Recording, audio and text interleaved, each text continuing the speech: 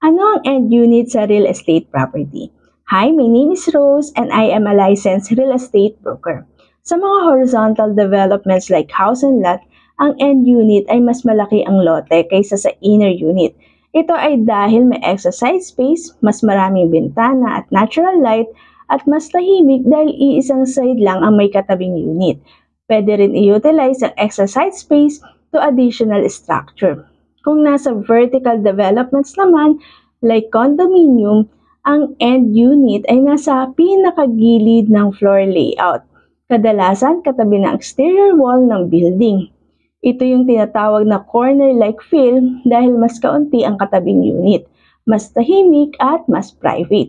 Kung sa presyo, horizontal man or vertical development, mas mataas ang value ng end versus inner unit dahil tandaan natin, comfort comes with price. With that, sana may natutunan kayo and follow ka lang malay mo ikaw na ang next home buyer.